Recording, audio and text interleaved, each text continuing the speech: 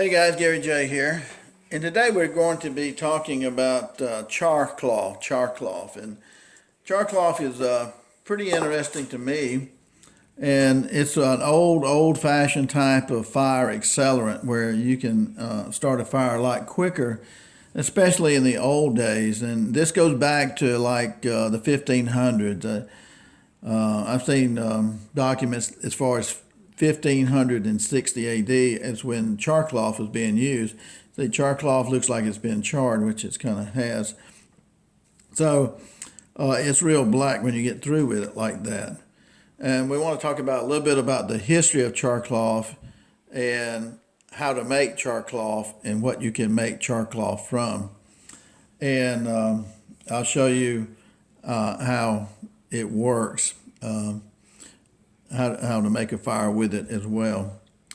So again, it dates back to the 1500s, and it probably went back farther than that, but that's, the history of it. And it's a great accelerant to making a fire. You think about how they made fire back in the old days with a stick and a bow, and you go back and forth, and that stick is turning around and around, and kind of like a pedestal, and it's boring a hole into the wood, and that's a real pain to make. It's fun to do, but it's not real easy to do sometimes. So that there had to be a better way than that, and that kind of gave birth to this idea here of using char cloth. The char cloth is very useful. Also, unlike a lot of different methods of making a fire, char cloth is useful, especially when you got wind blowing. Wind helps char cloth burn, and that's a good thing. In a wet climate, char cloth works real well too. You don't want to get it wet, but it works real well too in those situations. And so in windy or wet climates, cold climates, it's very helpful. And all you need is one tiny spark right here. If you get one tiny spark on this right here, then it's going to smolder kind of like a cigarette, and it's going to get wider and wider very slowly as it burns, and eventually it'll consume the whole cloth. So it only takes one spark. That's the big thing about char cloth, and that's one of the advantages of it. Now, back in the old days, they took a piece of steel and just pretend this is just a regular piece of steel. And right here is an Indian arrowhead. This is made of flint, and so you'd use flint. And what you would do would be to hold your arrowhead here, and you flint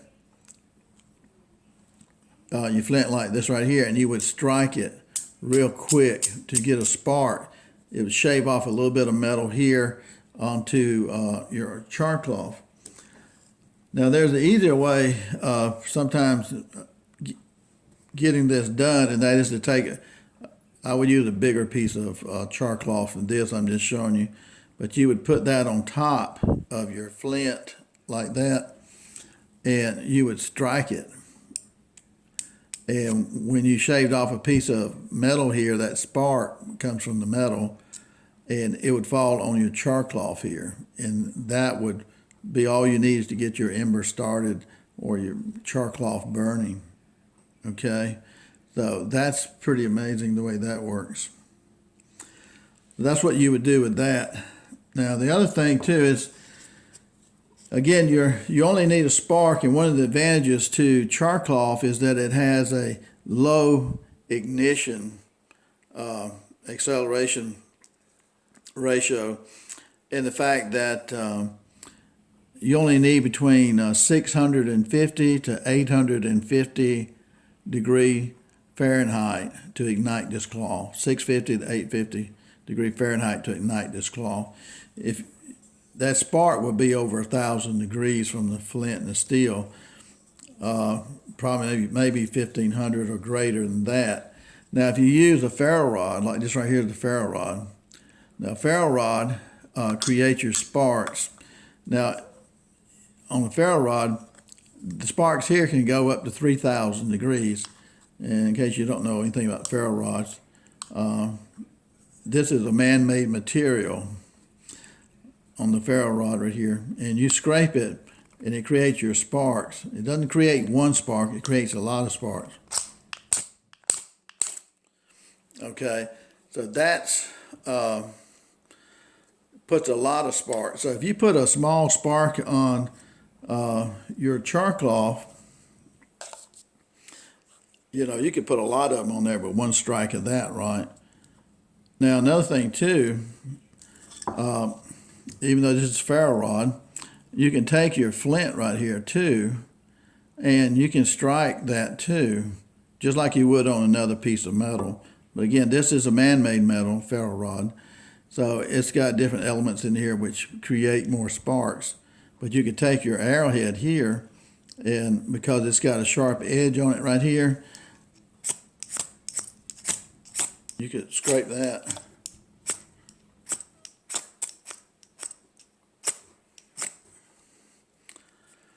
And so you only need that one spark. So you could use your flint arrowhead or any piece of flint. You can chip it to make the edge sharp on it if you need to.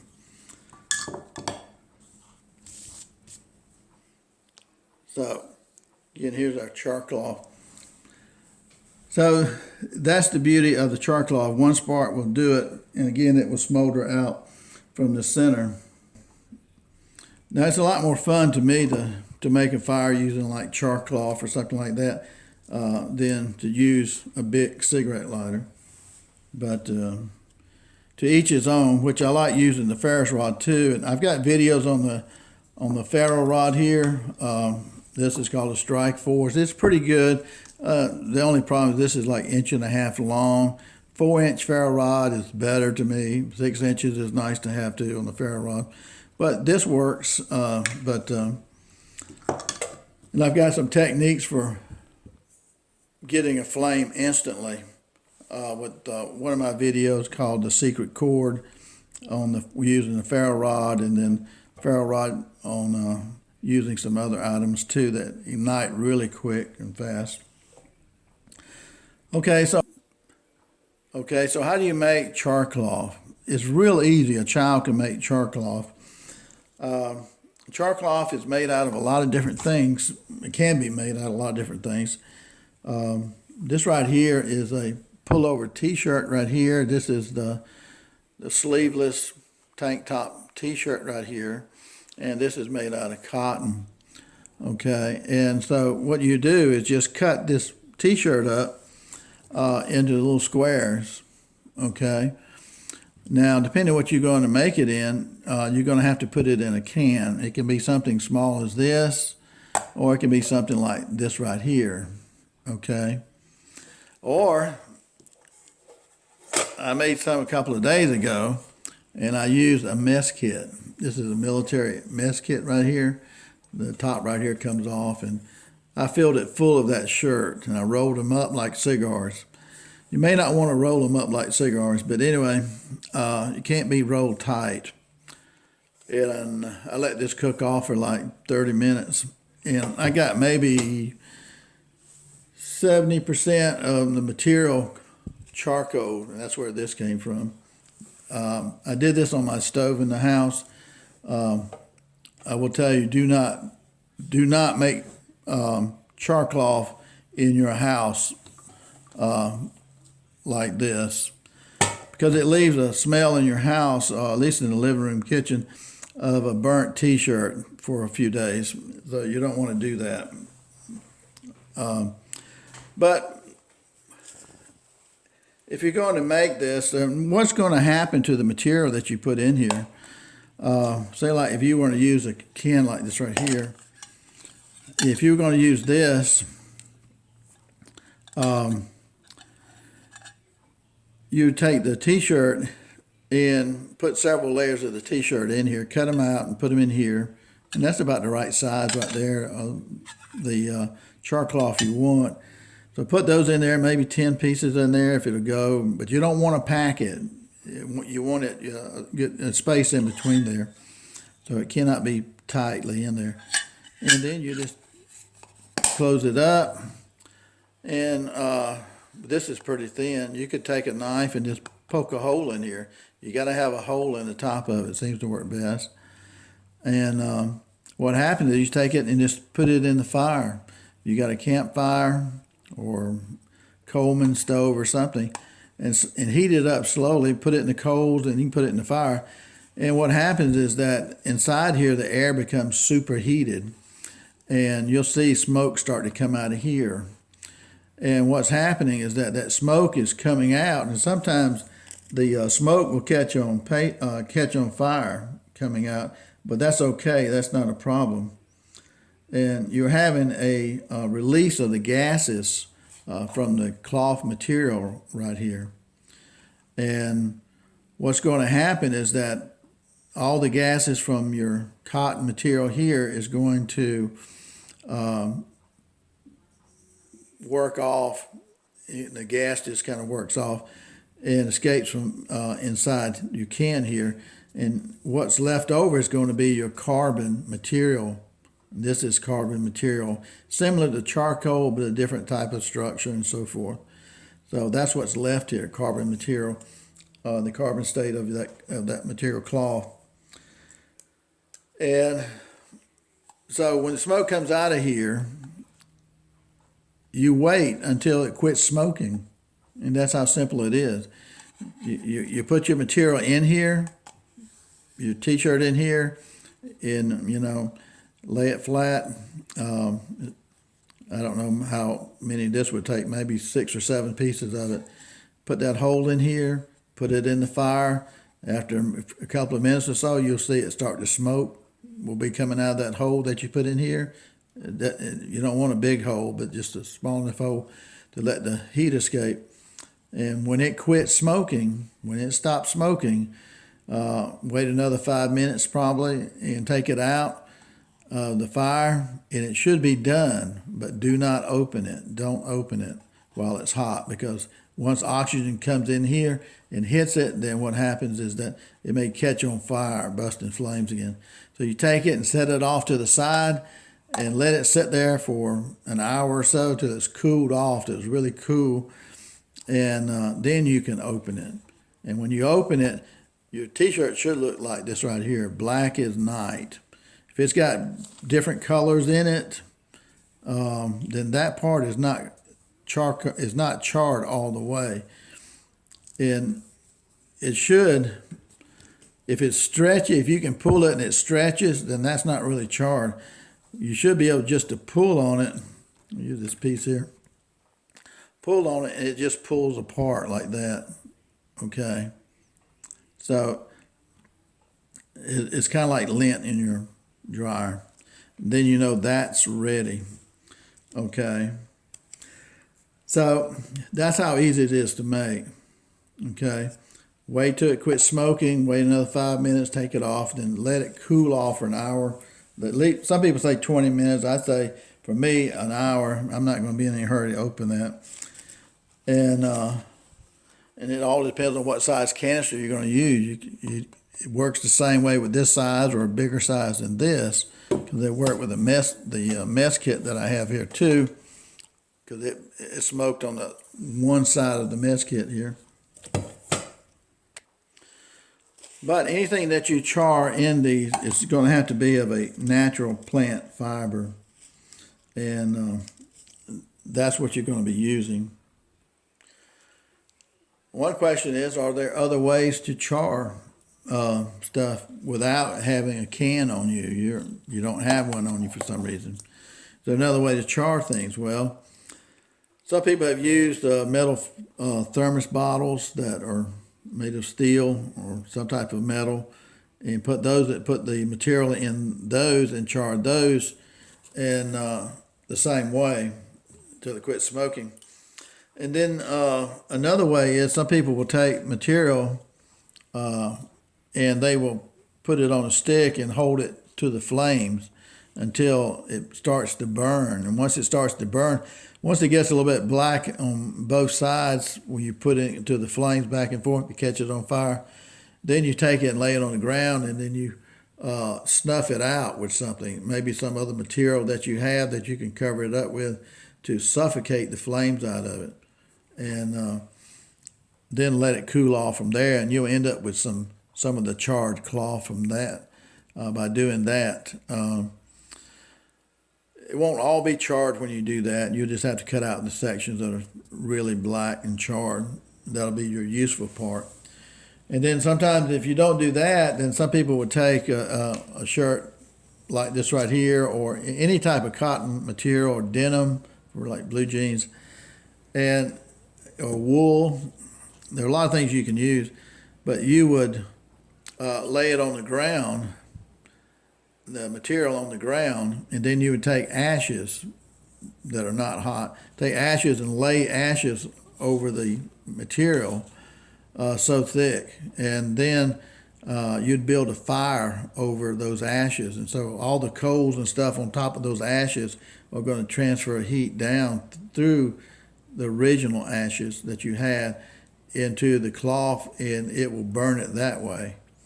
And so that's another way of burning it. So there are a few ways to get around not having a canister in a situation where you really need help. What material can you char? Again, it's going to have to be some kind of plant, natural fiber that you're going to be using. And some of those things would be like moss or algae or flowers and tree bark. Tree bark will work. Pine needles can work on this. And mushrooms sometimes, fungus, leaves, spruce needles will work. Chestnuts, acorn shells. There's usually a lot of acorn shells where I'm at. And so anything that's been living has a certain amount of carbon in it. And so all you're doing is converting the state of that material to its natural carbon state. And so, I mean, maybe that gives you some idea. There's a lot of things you can char. And so it's a great source to have. So I think we covered most of this about the charred material here, and how you get that charred material, and what you can char, and how to char, and how to light it with the flint in a piece of steel, or with a ferro rod in a arrowhead, or using the striker on the ferro rod. And I'll show you in just a moment how we actually char. I'll show you in a moment how we actually make a fire with this right here. And I got one other thing to show you too, I guess, while we're doing this, of an old-fashioned way of using the char cloth. Okay, guys, this is a flintlock, and on the flintlock rifle here, this is your flint right here, and let's call it your frizzen here. Anyway, you would put your powder in here, which would be like a 4F powder. And what happens is, and this is before the percussion type black powder rifles. And right here, your flint right here, it's got an edge to it. See, it's like what, a 45-degree edge right there. It strikes up here and runs down here, and sparks are thrown into here. So we could take a piece of our char cloth and put it up here, and we could close that, and then of course our gun is empty, it's cocked all the way back. We would just pull the trigger, this would hit this and throw sparks into the flash plate right here. Okay, let's do that. 1, 2, 3. Okay, we've got our flintlock here, You pull the trigger on this right here, the flint hits this right here, and should get some sparks from that. And so we got a spark there.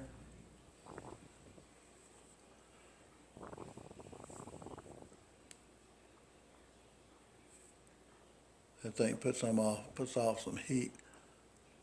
Except.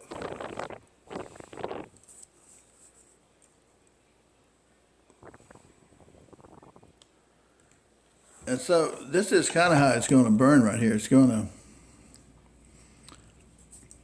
There's another spark down there. I felt that. See, like right here. There's a spark hit right here. Once it starts, it'll just continue to slowly burn like that, the whole thing.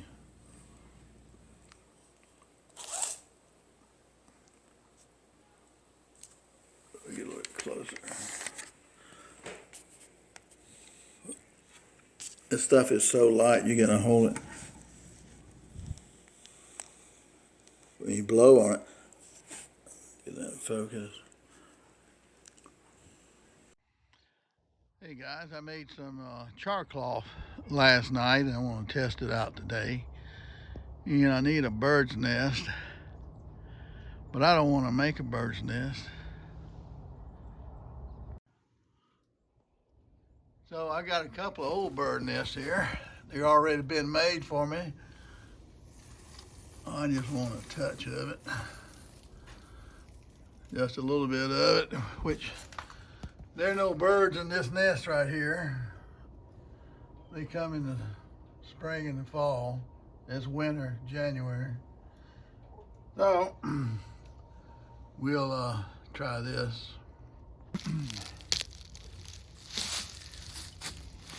Here's our bird nest. This is a real bird nest. And it's pretty fine too. I don't think I have to add anything to this. What do you think? Look at that. Some moss in there too. This looks like hair or something. That does look like hair. I don't know where this bird got his stuff at, but he was putting it together. So you take your bird nest, real bird nest in this case, Ferro Rod straight at it.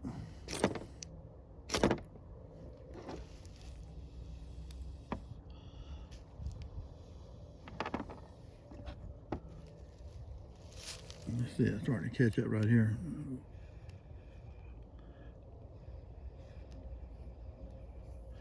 And then this stuff gets really hot too. Let's put that in here.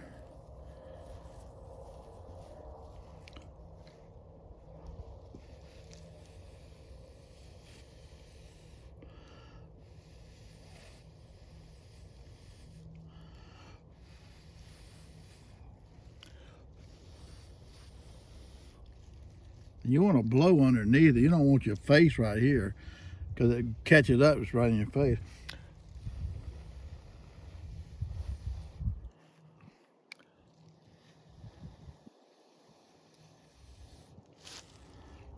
You see how this is burning on the inside right here?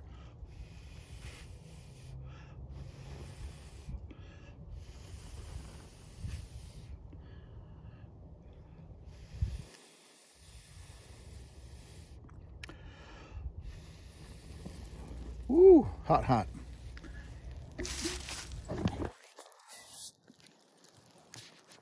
So that bird nest right there really did catch up. It took it a second, but it really did catch right up. So that char cloth, you saw how it was working, I hope. We'll do it again just to make sure. But see how that burns? Ooh. Anyway, we'll take our char cloth and we'll set it right here. I'm gonna set a piece of wood on it because it's real light and the wind is blowing a little bit. Make sure you always cover your char cloth because the spark could get in here. If it does, then that's going to ruin it. And even if you use your char cloth and you don't use all of it, you can put it out, and you can put it back in here, but you make sure you put it out and then put it in here, and this will suffocate it. If you can't get oxygen to it, it won't burn. Okay, so we're going to check this char cloth out, because you always want to make sure that it's good before you get yourself out in a situation, right? Now,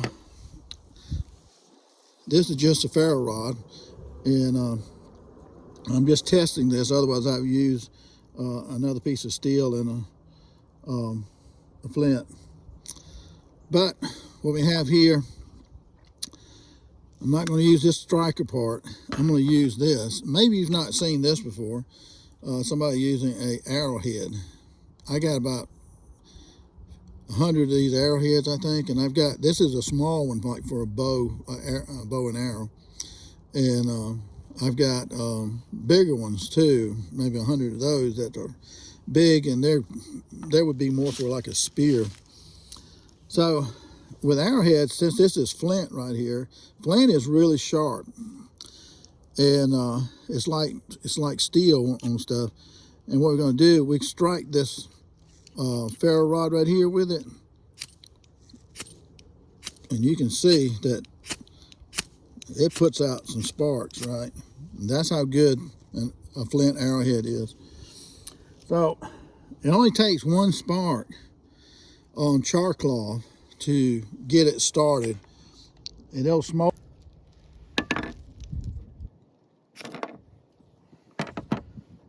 Okay, here's a little spark right here. Now the wind's starting to blow a little bit. See how that's getting bigger? We take that and we can fold it up right here in our bird's nest. I see a lot of people blow straight down on this. Don't blow straight down in it, because when this thing flames up, it flames straight up in your face. So blow from the bottom.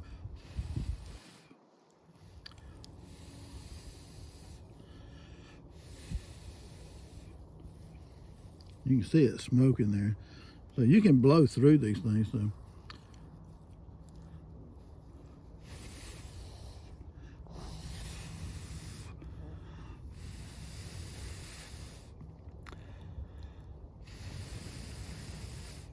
and you have to blow kind of hard on this right here too.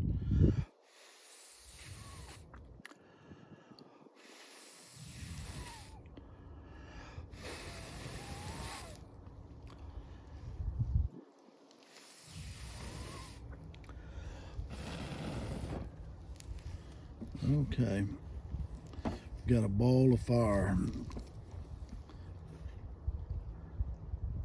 But you have to blow sometimes hard on these right here. And see, wind does not affect this. The wind's maybe 2 miles an hour.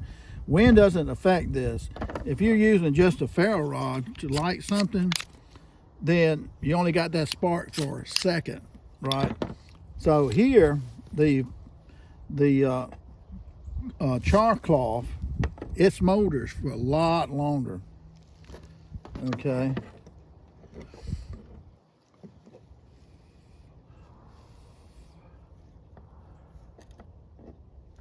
And right here is a piece of that char cloth.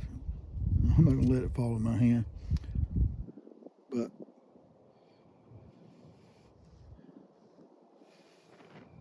boy, you blow it,